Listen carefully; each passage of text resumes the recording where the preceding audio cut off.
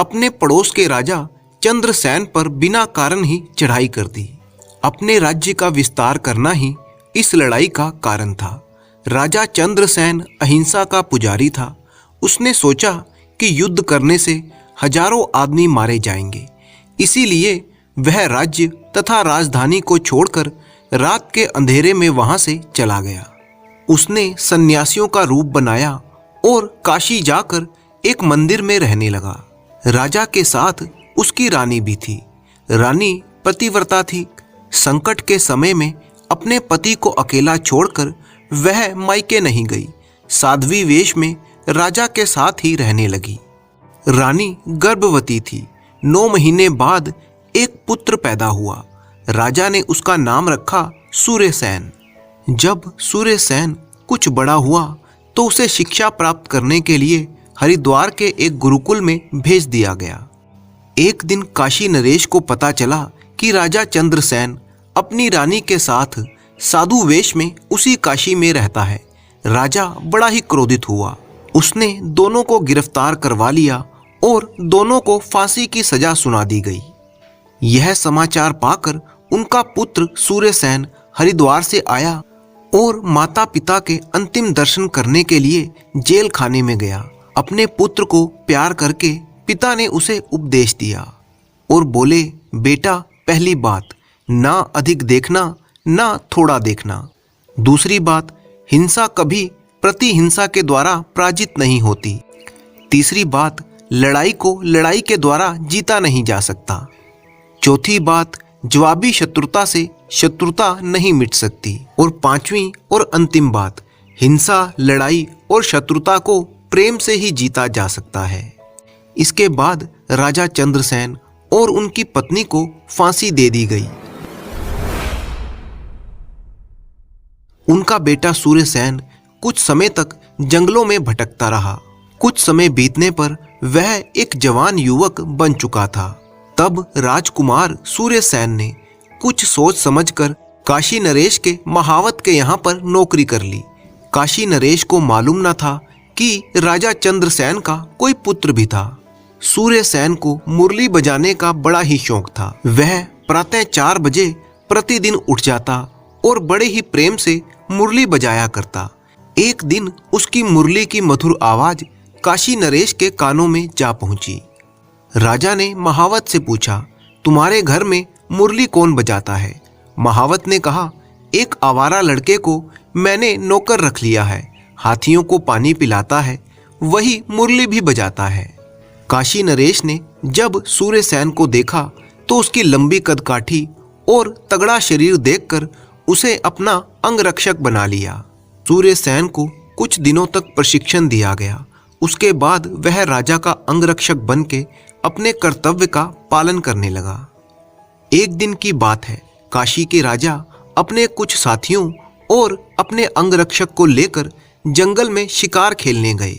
घने जंगल में वह अपने साथियों से पिछुड़ गए। राजा एक घोड़े पर था और उसका अंगरक्षक यानी सूर्यसेन दूसरे घोड़े पर था। काफी थकावट होने के बाद दोनों एक घने वृक्ष की छाया में जा बैठे। राजा को कुछ आलस्य महसूस हुआ। गर्मी के दिन थे ही। राजा वहीं पेड़ के नीचे सो गया, जबकि उसका अंगरक्षक सूर्यसेन जागकर पहरा देने लगा। उसी समय सूर्यसेन को ध्यान आया कि यह वही काशी नरेश है जिसने उसके माता पिता को बिना अपराध के ही फांसी पर लटकवाया था। आज मौका मिला है, क्यों ना अपने माता पिता के खून का बदला इससे चुका लूं। उसकी आंखों में खून उतर आया। प्रतिशोध की ज्वाला छाती में भड़क उठी। उसने मयान से तलवार खींच ली, परंतु उसी समय पिता का उपदेश उसके दिमाग में आ गया। हिंसा कभी प्रतिहिंसा के द्वारा पराजित नहीं होती। सूर्यसेन ने चुपके से अपनी तलवार मयान में रख ली।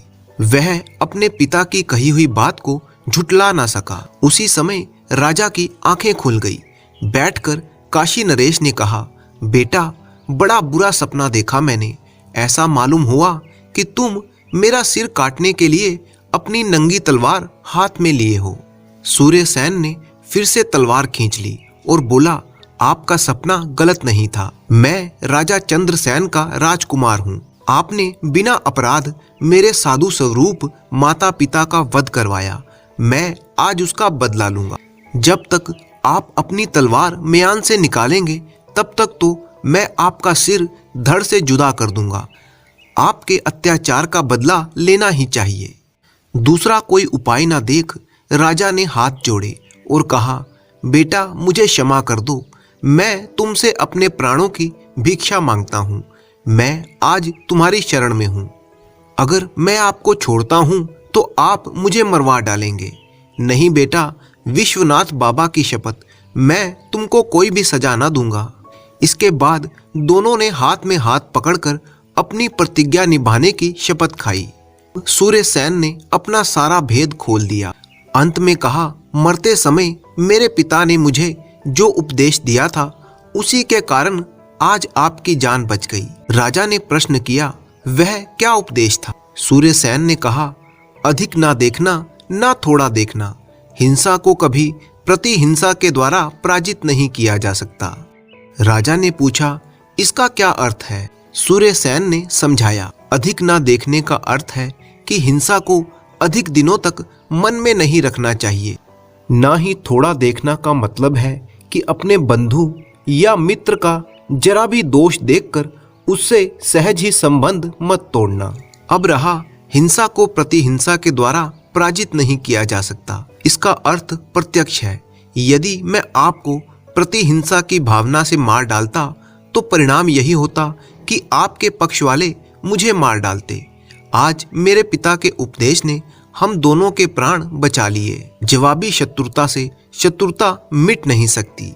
यह सिद्धांत कितना सच्चा है। आपने मेरे जीवन की रक्षा करके महत्वपूर्ण काम किया। मैंने भी आपके जीवन की रक्षा करके कम महत्वपूर्ण कार्य नहीं किया। बेटा, तूने तो मेरा पाप नाश कर दिया। पुण्य का सूर्य प्रकाशित हो उठा। गदगद कंठ होकर राजा ने लड़के को छाती से लगाया। राजधानी में लौटकर काशी नरेश ने सूर्यसेन का राजपाट उसे लौटा दिया। राजा ने सूर्यसेन के साथ अपनी बेटी का ब्याह करवा दिया। अहिंसा की तलवार ने जो काम किया वह हिंसा की तलवार नहीं कर सकती थी। हिंसा से दोनों राजवंश डूब जाते। किसी की आत्मा को किसी भी प्रकार से दुख पहुंचाना ही हिंसा है।